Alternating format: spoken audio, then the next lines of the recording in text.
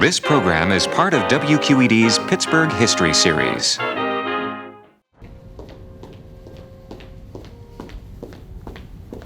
There's seldom anyone else around when Jim Cunningham arrives to start the day before 6 a.m. at WQED-FM.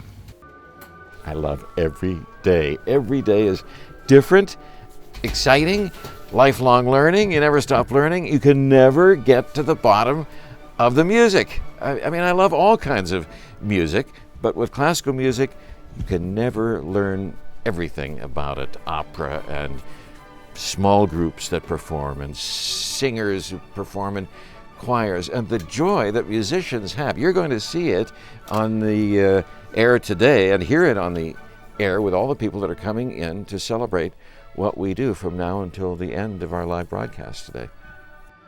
Jim wasn't here at the radio station's very beginning, but almost. He actually came to work in TV. As a student intern in 1974, I came to work with Fred Rogers, and I applied for an internship, and Fred's director, David Chen, hired me, and then I worked on the crew. But the radio station had been on the air for a year, and when I wasn't doing the studio work with Channel 13, Fred Rogers, Mr. Rogers' Neighborhood, I was in the radio station hanging out.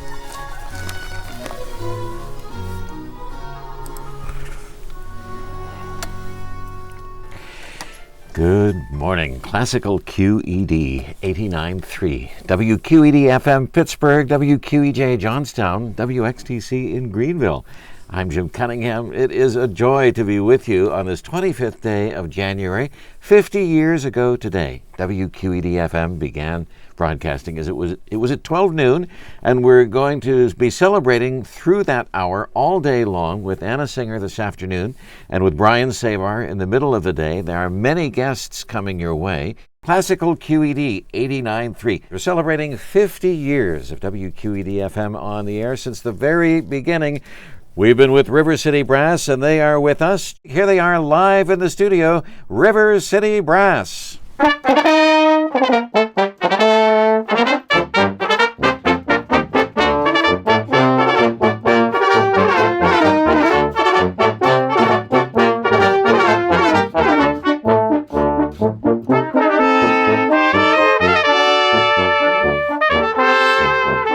When a beloved classical music radio station is half a century old, all of its friends, its regular listeners, all of the musical and arts groups that it helps promote, all join in the celebration. We're going to call this program It Is a Joy. WQED-FM is 50 years old.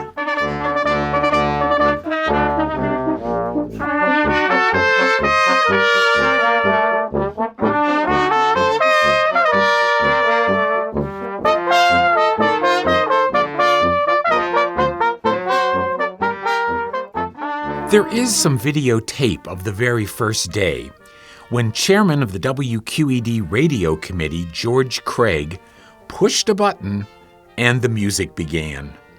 At 1 o'clock, when the signal is given, I will push this button, which will activate the station, and it really is connected to something. I can see that.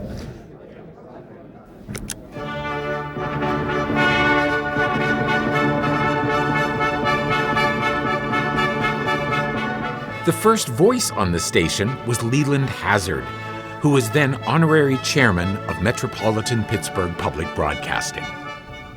At this time, WQED-FM begins its broadcast day. WQED-FM is owned and operated by Metropolitan Pittsburgh Public Broadcasting Incorporated, and operates on a frequency of 89.3 megahertz with an effective radiated power of 43,000 watts. Studio and transmitter are located in Pittsburgh, Pennsylvania. The words I've just spoken are the first broadcast sounds from this new FM radio station. It will be a companion in excellence to WQED and WQEX-TV. It is an FM radio station devoted to the arts, to the music of the centuries, to the poetry of old time, to the sounds of drama, to the sounds and thoughts which move our souls. Leland Hazard was a wonderful mentor for us. I'll always remember his opening WQED-FM, because he knew that a station which stuck to its premise of giving good music all day long would make it. Today is the 50th anniversary of WQED-FM's creation. It began on January 25, 1973. The first broadcast was at 12 noon, and it was Leland Hazard, the board chair, who pressed the button. The officials of the station, board members, the administration, Lloyd Kaiser, Tom Skinner, they were all there in Studio A upstairs. We're going to move up there a little bit later. But today was the day that the transmitter began operation at 89.3. In 2003, Jim did a report about the station's 30th anniversary, including some of the hosts who used to be here. I love it. I can't imagine doing anything else. That one-on-one communication that radio people can make with listeners is just unmatched. We're helping the community. We're helping arts organizations. If you're trying to get through traffic, there's classical music that can soothe your commute. And that was music by Francesco Gimignani, the Concerto Grosso in E minor, performance by the Baroque Orchestra of Montreal. You never see their faces, but you know the voices of WQED-FM Pittsburgh and WQEJ Johnstown. I'm Judy Canova. So glad you're along for Morning Classics. And this week on the Bayer Arts Magazine, we'll visit a portion of today's program. These are the announcers of WQED-FM. Every week, they broadcast live from our studios in Oakland to an audience of 150,000 people. On Lunch with Amadeus and Friends from WQED-FM and WQEJ. The strength of WQED-FM lies in its loyal listeners. Because of them, WQED-FM has never had to change its format in its 30-year history. On All Classical 89.3, Jim Cunningham. WQED was one of the first to do it around the clock, to broadcast classical music around the clock. But of course, there had been a lot of commercial stations doing classical music. There are 66 classical stations in this country, and there are another 50 or more that are both news and classical music. So there are a total of 146 stations. The assumption is that it's very rare, but in fact, every major market has a classical music station. I mean, can you imagine Baltimore, Cleveland having a classical music station, and Pittsburgh not? But the concentration on classical music and local service was very special. QED, in the tradition of Fred Rogers, was about the partnerships with the Pittsburgh Symphony, the Pittsburgh Opera, the Mendelssohn Choir, all of the arts groups in town, and supporting them, trying to help them get the word out about what they do. Musicians from CMU playing Beethoven's Ghost Trio live.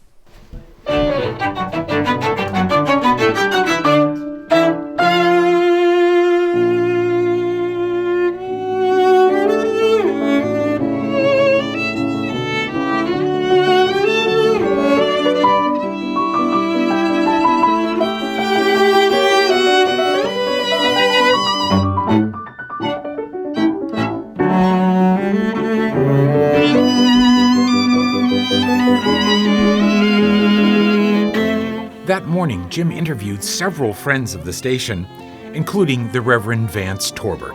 I tell people I start off my day with coffee, cornflakes, and Cunningham. Can't get any better than that.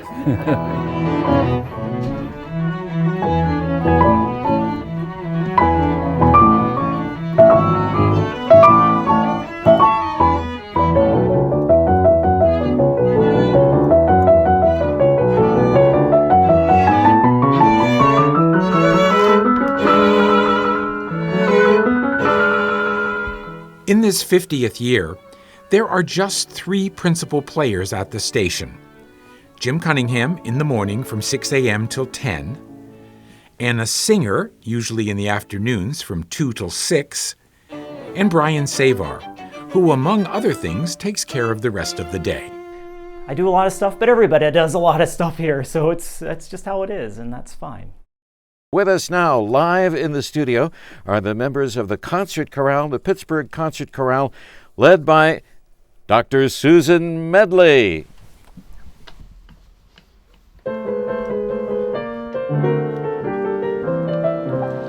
It's a beautiful day in this neighborhood, a beautiful day for a neighbor. Would you be mine? Could you be mine? It's a neighborly day in this beauty wood, a neighborly day for a beauty. Would you be mine? Could you be mine?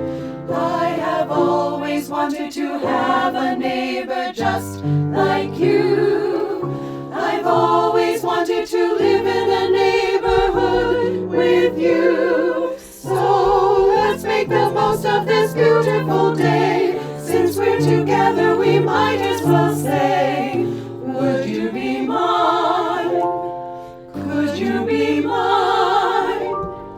Won't you be my neighbor?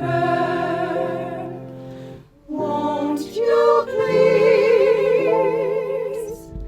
Won't you please? When you visit 4802 Fifth Avenue, on the first floor, the television studios are down this way, the Fred Rogers studio, and right inside the front entrance, WQED-FM. There's the music director of the Pittsburgh Symphony. There's Brian Savar in his office. He's preparing an upcoming performance in Pittsburgh program. Emily Bruner is in our studio. She's preparing an interview right now. And in this doorway is the music library where Anna Singer puts it all together every day. So let me show you what I do. Here is my program and my computer, and it helps me choose the music that is going to be played throughout the day. And then I either just check my computer and look around in the drawers, or I print out the log. And I'm going to go over here and see what I can find in my Chandos drawer. And Chandos starts way down here and goes all the way through here. And 7028, and we have Success. Here is Chandos 7028, so that will be part of the programming for the 7 a.m. hour. But all of these CDs, of course, Deutsche Grammophon is a huge CD maker, and we have many, many drawers for them. They continue around here. Of course, our wonderful Jim Sweeney, remembered here. The last CD makers is Naxos. It's going to become a problem having CDs for music, especially I believe now they have stopped making CDs for rock music and pop and everything. The last bastion is classical music. So then all of these here on this wall and on this wall are opera recordings. And then some of these you see here are just things that have not been put into my database yet. And that's database entry. It's a very time-consuming and challenging thing to get into the computer. My place is a little bit of a mess because I don't have a lot of storage space, and I run out fairly quickly, but that's all right. Every morning at 8:30, we feature the Pittsburgh Symphony Orchestra, and right over here is all of our recordings, starting with back in, this is 1990, up to right here where these have just been going in for the 22-23 seasons. So this program was from February of 2022, and just continually putting that wonderful music into the database. And then once the complete list is found and I have all of my CDs, they all go downstairs. Now to get downstairs, we're going to take the secret passageway down here.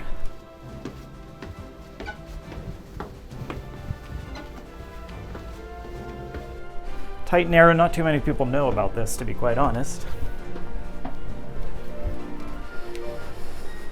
So here we have the kitchen area where we have to get our coffee to survive and do our work. And then over here is the on-air studio. That's where Jim and Anna do their on-air shifts from. Over here we call it the high-end edit room. Oh, there's Emily. Hello, Emily. She's our intern. She's doing some production work, so that happens over here. And then over here is what we call our performance studio. So we'll have groups come in here to perform live or re-record it and put it on the air later. But that all happens in this room. Windfluence. Here they are, live in the studio, playing music by Eric Iwazen.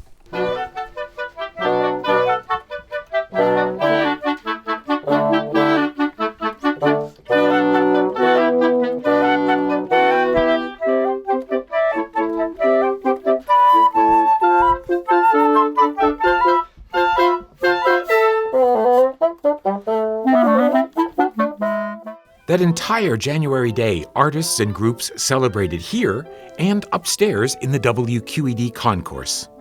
Oh my gosh, it was amazing. It was so exciting. I mean, there were so many people here. People who came back, people who've been influenced by the station. The fact that the station is still here after 50 years.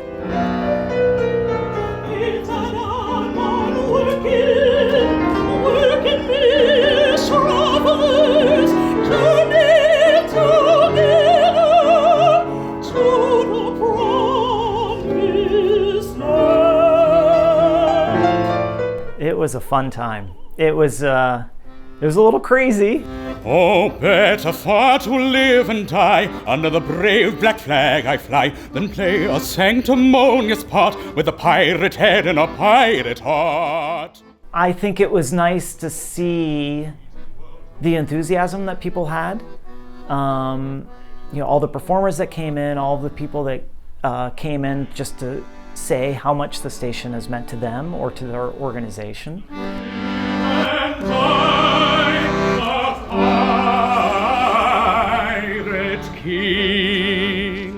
It's like a love fest all day, from beginning to end, one right after the other, and such a beautiful, happy spirit on a cold winter day.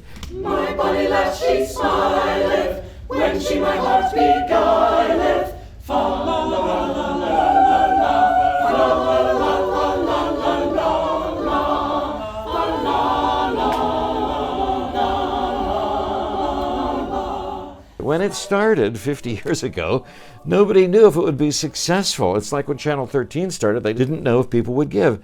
And then they did. And it's the same with radio. People said, well, the classical music scene, I don't know. C.C. Summers always said, it was a shot in a beer town, she was told, and it wasn't going to make it.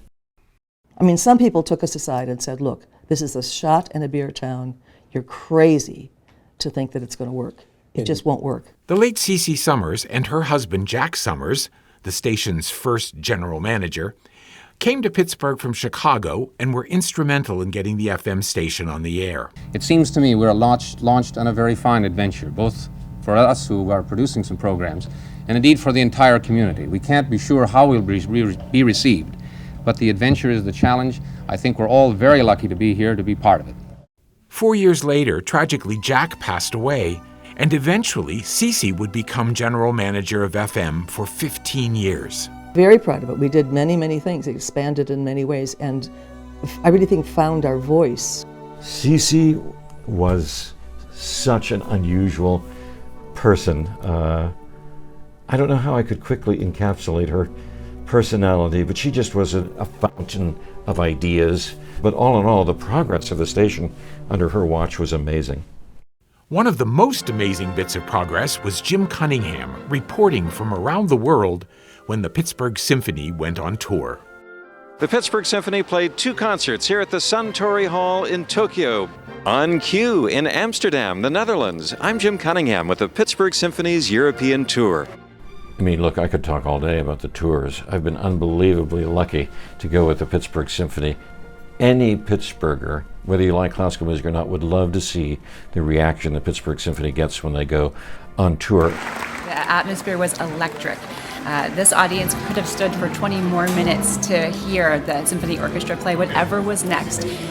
They had endless claps. It was a good 10-minute standing ovation, in my opinion. The Pittsburgh Symphony is as good as any orchestra in the world, and that's hard for some people to get a grip on. It's very expensive to have that quality, but they're as good as Vienna Philharmonic, the Berlin Philharmonic, the New York Philharmonic, the Chicago Symphony. And when they go on tour, they amaze people, because the people in Europe at the major music festivals there don't always know much about Pittsburgh, other than that it was a steel city at some point. So to hear the roaring reaction of the crowds, they were the final event at the Salzburg Music Festival in Austria, which is a kind of holy of holies where Prince Charles goes to spend some hours during his summer. That is a real thrill to hear those concerts. We just came back from an amazing second concert in Grafenegg. Maestro Honig's conducting was amazing. We've all gotten to hear the concerts and all the music and the talk that the station puts out, thanks to the work of engineers like Mike Laver, who get the radio signal out to the public and have done so since that first Thursday afternoon in 1973. I was here that day. I have a recollection of it. That was a long time ago, but it was quite a glorious day that day. In the old footage from that first day, WQED's then president and CEO, Lloyd Kaiser, invited the audience to see the new station.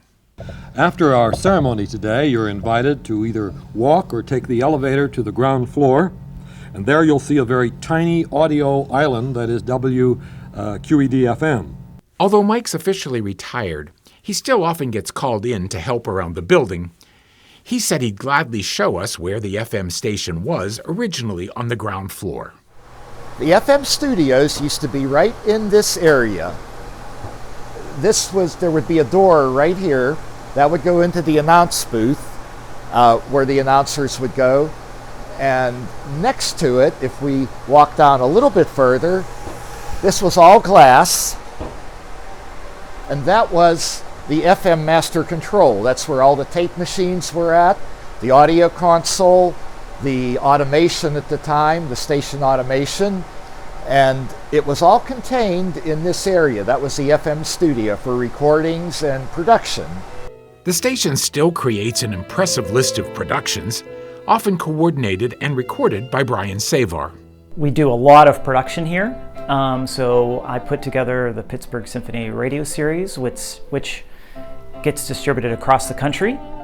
I put together a Friday night program called Performance in Pittsburgh. That's all local performances and concerts that we record. That goes on the air. Pittsburgh Opera, we record every one of their performances and put those on the air. And so I stitch that all together. We have a program called Pittsburgh Opera Preview, which previews the upcoming Pittsburgh Opera production, so I edit that. And then we do a bunch of live broadcasts all around town, so I help engineer those and make sure those get on the air. Here we are at the Mellon Park, amazing and beautiful place, the former home of Richard Beatty Mellon, his 42-room mansion right here on this ground where you're standing. But today there is a concert with Shadyside Brass, one of many concerts each summer in Bach, Beethoven, and Brunch. We have a wonderful time getting together with QED listeners who stop by our tent and they register to win beautiful things like Rick Sebak DVDs and compact discs and our tote bag, other good stuff. Morning. Nice to see you. Thank you for coming. Please register to win, take some CDs, take any of our propaganda.